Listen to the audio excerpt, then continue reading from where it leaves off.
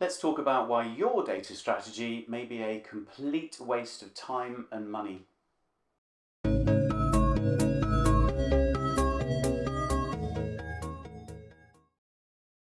Right, reason number one then is if nobody's paying any attention to it. It goes without saying, doesn't it, that if your data strategy is going to be successful in making your organization data driven, then people need to be paying attention to it. If it's just sat there on the shelf, it's not going to do anything, is it? So this is a problem which occurs when a data strategy isn't relevant enough, basically, right? So everybody in the organization has got to understand what your data strategy means to them. So that means you need to make sure that the content of your data strategy is communicated in a way which is relevant, which means using things like examples, okay? Think about the goals of your business, how that translates into the goals for data, how data is going to help achieve your business goals. That's what data driven means. And then express that in ways that has examples or roots in different parts of the organization, and that makes it all the more possible for people to understand how that data strategy relates to them. The other aspect here, of course, more broadly, is just communication, right? If people are going to pay attention to your data strategy, we need to make sure that they know about it and they hear it and they're thinking about it, right? So that doesn't just mean making sure it's relevant, it also means making sure that the communication of it is prominent enough. Probably the most important aspect of this is making sure it's championed from leadership, right? So we need to make sure that somebody's senior enough in the organization, ideally right at the top really, CEO, right? Managing director. Let's get whoever that is championing data strategy. Let's make sure that everybody else in the organization can see that the person at the top is behind this and that it's important to that person and is being championed right from the top of the business. So that's the first point. Make sure that people are actually paying attention to your data strategy because they can see that it's relevant to them and they can see that it's important to the business and it's in the front of their mind. Okay, reason number two that your data strategy may be a complete waste of time and money is if nobody understands it, right? So it's important, as we just said, to make sure that people are paying attention to it, but then what, right? Then what happens? If people are coming to your data strategy and they're starting to read it and they just don't understand it, they're just going to walk away. Of course, it's going to go back on the shelf and we're back to square one. So how do we make sure that people understand your data strategy?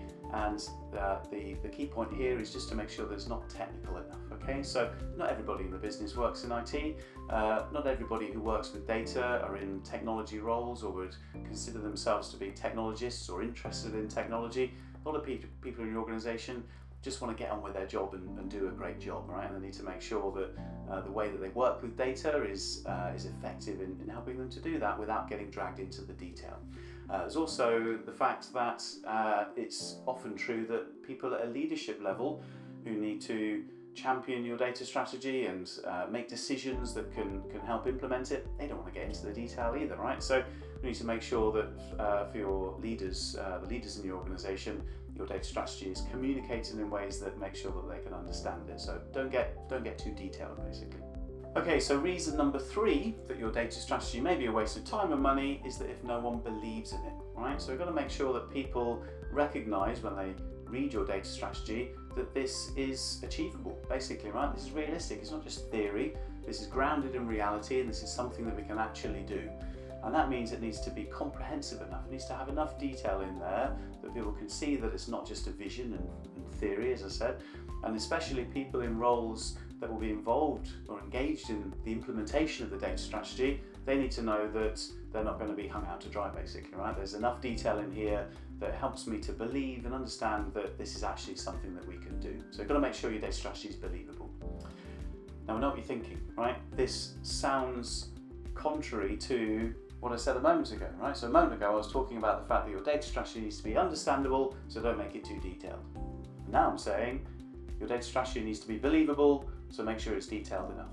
And that sounds like two opposites, and you're absolutely right, it is. And this is what I've always recognised as being one of the key challenges with data strategy, is how to strike this balance. How do we create and communicate a data strategy which is at the same time simple enough for people to understand, but also comprehensive enough for people to believe in?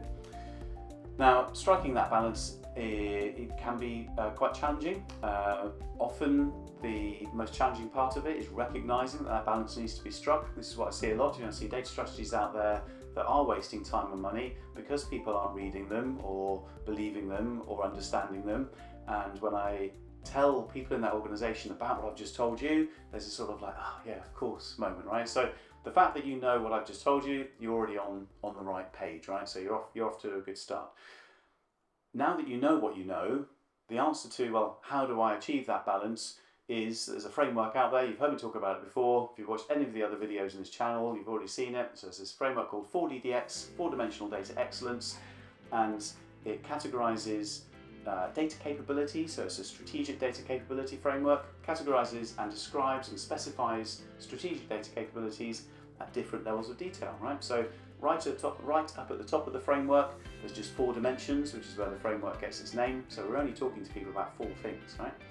But then those 4 dimensions are sort of expanded upon in ever-increasing levels of detail until you get to the success criteria, and there is 338 of those success criteria. So anyway, I'm not going to talk about 4DDX anymore here. Just want you to know that if what I've talked about in this video resonates with you and you're thinking, yes, absolutely, and I need to make sure that my data strategy strikes that balance between comprehensive and simple, go and have a look at 4DDX. It's just at 4ddx.app, and I'll put the URL somewhere on the screen here. Thanks for watching and thanks for listening. I hope you found this useful. If you did, subscribe. I'll be doing more of these videos in the future, and I look forward to seeing you in those when I talk more about how to get data done.